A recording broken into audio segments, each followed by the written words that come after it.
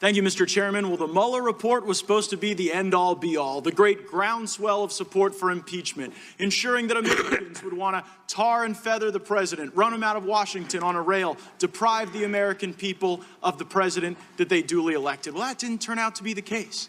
So then, it was all about bringing the Attorney General in, Bill Barr. He was certainly going to point out the inconsistencies and flaws in the analysis. Well, that didn't happen because the majority wanted to insist that their unelected staff ask questions of the Attorney General of the United States. But no, they said, we'll go to court, we'll win, we'll force Bill Barr and Don McGahn to come and testify. They're not winning in court. They're not here. It's a joke. For the last 4 months, the path the majority has taken us on has rambled from disorganized to just downright dizzying. In June, Speaker Pelosi said the House Democratic Caucus was, and I'm quoting, not even close to an impeachment inquiry. That was to CNN. In July, House Judiciary Chairman Jerry Nadler said, quote, an impeachment inquiry is when you consider only impeachment. That's not what we're doing. We're investigating all of this. But then in August, in a CNN interview, Nadler said, this is a formal impeachment proceeding. Then in September, when asked if the Democrats are engaged in an impeachment inquiry, the House Majority Leader Steny Hoyer answered, no. It was the gentlelady from Washington who said just recently, Ms. Jayapal, we have been in the midst of an impeachment investigation. She said that to Politico. But then in the very same story, the gentleman from Connecticut, Mr. Himes, said, no, we're not in an impeachment investigation. Then the gentleman from New York, Mr. Gregory Meeks, said, when asked if the House was investigating impeachment, he said, well, maybe we don't know whether an impeachment investigation has begun. It's just dizzying. Last week, it was the Judiciary Chairman, Jerry Nadler, who said, what we're doing is very clear. It's been very clear. It continues to be very clear. The Speaker has backed us at every point along the way. This process has been about as clear as Joe Biden's last answer to race relations that involved turning on the record player. We don't know where we are or what we're doing. Now, Mr. Lewandowski, I am not allowed by House rules to impugn the motives of my colleagues or to speculate as to what might be animating this bizarre circumstance. But those rules don't apply to you. So, Mr. Lewandowski, do you have a thought as to why we continue to engage in a charade that is overwhelmingly opposed by the American people and fundamentally misunderstood by my Democrat colleagues?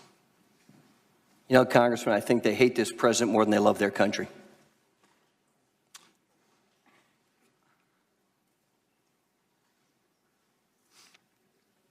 Mr. Lewandowski, you were the campaign manager for the president's campaign when the Obama-Biden administration was notified that there might be efforts by the Russians to interfere with our election. Isn't that right? Yes. And can you describe for us the briefing you got as the campaign manager to ensure that our system was resilient and American democracy was protected? There was no briefing provided by anybody from the Obama-Biden administration, members of the intelligence community, or the FBI to our campaign when I was present, or during my tenure as the campaign manager. I mean, that's just baffling to me. I mean, our democracy is so precious. We have to cherish it. We have to protect it. And yet, when the Obama-Biden administration knew that there might be nefarious efforts to interfere or co-opt or in any way disturb our democracy, they didn't say anything to you. Now, as you sit here today, having watched these facts unfold, do you have any rationale as to why maybe the Clapper, Brennan, Comey, Obama, Biden team didn't want to give the Trump campaign a fair defensive briefing about the threats that we were facing?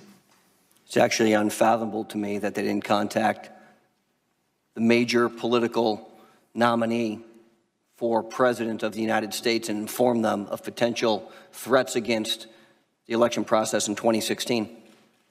And we could be finding that out now. I mean, we could have those people before our committee to figure out what in the world happened that didn't allow us to get those answers. One final question for you, Mr. Lewandowski. Has an inspector general employed by the United States government ever accused you of breaking the law? No. No. but they have done that with James Comey. And yet the leadership of this committee will not bring James Comey before, even though the Inspector General said that his work impaired the credibility and efforts of over 35,000 FBI agents and the brave people fighting for our country. It's a shame that you're here, Mr. Lewandowski. Jim Comey should be sitting in that chair. He should be answering questions about why he did so much damage to the FBI in our country, including not giving you the briefing that you are entitled to. I yield back. The gentleman yields back. The gentleman from New York. Thank you, Mr. Nadler. Before I begin, let me remind you, Mr. Lewandowski, that this is not a Republican primary campaign. You are not on the campaign trail yet. This is the House Judiciary Committee. Act like you know the difference. You've never worked for the Trump White House in any official capacity, correct? That's right. But you do speak with President Trump with some regularity, true? I think that's a fair statement. In fact, during the summer of 2017, according to testimony to the special counsel, you were summoned to the White House by President Trump on at least 2 occasions, correct? I don't believe the report says that, Congressman. Okay, well, you met with the president one-on-one on June 19th, 2017, and then again on July 19th, 2017, correct? Yes, I believe that's accurate. Okay, let's try to get some clarity on what exactly you do for Donald Trump, since you're not a government employee. You stated during the 2016 Republican National Convention that I got the reputation as a tough guy. That's my reputation. Do you recall making that statement, Mr. Lewandowski? I don't. Okay. It's in the public record. Your job is to be Donald Trump's political enforcer, correct? No, I don't believe so. Let me ask the question another way. Are you the hit man, the bag man, the lookout, or all of the above? I think I'm the good-looking man, actually. Okay. President Trump told you on June 19th, 2017, to personally deliver a message to Attorney General Sessions that would have ended the criminal investigation into the Trump campaign, correct? I don't believe that's what the Mueller report states, no. President Trump wanted Attorney General Sessions to limit the special counsel's investigation to future incidents of election foreign interference, true? Which page is that on, Congressman? That's in the public record. It's in this hearing. It's in the Mueller report. Now, the White House has a legal protocol for presidential statements. Under the Presidential Records Act, they must preserve all memos, letters, emails, papers, like the note he dictated to you. So you wrote down the president's message, which you then stored in a safe in your home. Is that correct? Yes, it is. Okay. You told the special counsel that was your standard procedure with sensitive items, correct? Where is that reference in the report to use sensitive items? Volume 2, page 92, a matter of Just reference record. that 1 second, Congressman. You don't have to reference it. The president asked you to... Did you say page 90, Congressman? The president asked you to reclaiming my time. The president asked you to record a message from him on June 19th because he wanted to hide his message from eventual disclosure. Isn't that right? No. Okay. But you never delivered the message to Jeff Sessions after that June 19th meeting, true? That's accurate. Instead, you testified that you went on vacation, correct? I did. How long was your vacation, Mr. Lewandowski? Oh, it was lengthy. I think at least 2 weeks. At least 2 weeks. But you were summoned again to the White House on July 19th, 30 days after the original June 19th meeting, true? I believe that's accurate, yes. So you weren't on vacation the entire time, correct?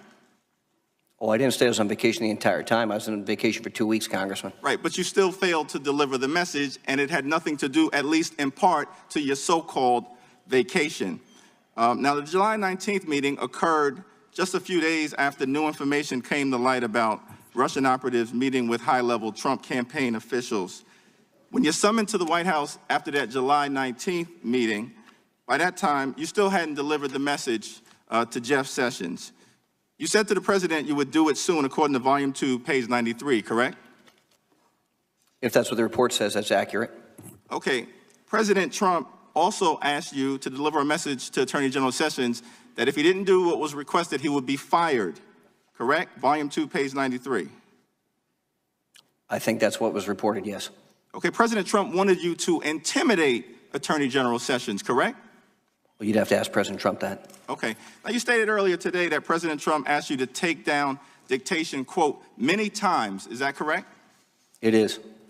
But on page 91, volume 2 of the Mueller report, it states, quote, the president then asked Lewandowski to deliver a message to Sessions and said, quote, write this down, close quote. This was the first time the president had asked Lewandowski to take direct dictation. The first time. Those are not my words, Congressman. Those are the investigators' words. Right. Did you lie to Bob Mueller, or are you lying to us? I didn't lie. Okay. You're not really here to tell the truth. You are here to participate in a continuing cover-up. Russia interfered with this election in sweeping and systematic fashion. The Trump campaign welcomed that assistance at the highest level. There were subsequent acts of obstruction of justice with respect to the investigation. The American people deserve to know the truth. Mr. Chairman.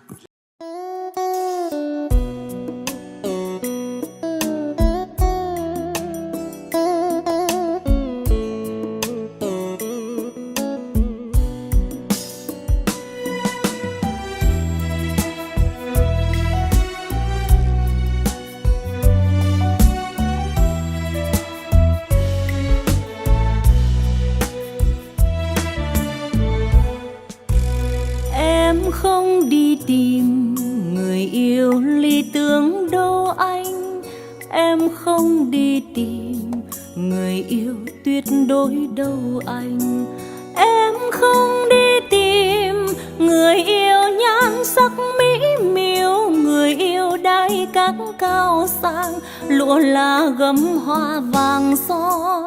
Em không đi tìm người yêu đôi trắng thay đen, em không đi tìm người yêu say đắm xa hoa, em không đi tìm người yêu cao quý ngọc ngà lầu cao xe các anh ơi, có gì vẫn luôn vững bền. Anh ơi, em tìm người yêu chung thủy, em tìm người yêu trong mơ, dẫu nghèo nguyện không đổi lòng. Anh ơi, biết rằng ở đời ai không muốn đẹp giàu và cao sang, vì em nghèo đâu dám mơ. Anh ơi, em tìm người yêu không ước mơ cao, anh ơi em tìm người yêu thương mái tranh xiêu. Mai đây cho dù rằng đời góc bế chân trời, cuộc đời bão táp phong ba, suốt đời có nhau bên mình.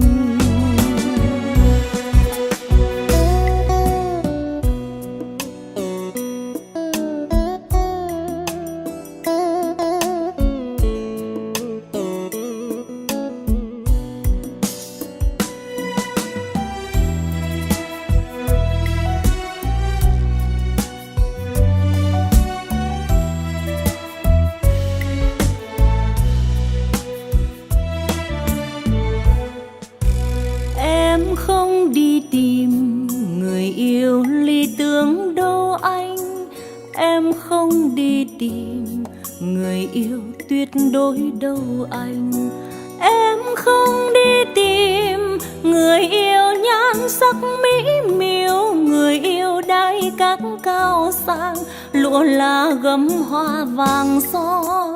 Em không đi tìm người yêu đôi trắng thay đen, em không đi tìm người yêu say đắm xa hoa, em không đi tìm người yêu cao quý ngọc ngà lầu cao xe các anh ơi, có gì vẫn luôn vững bền.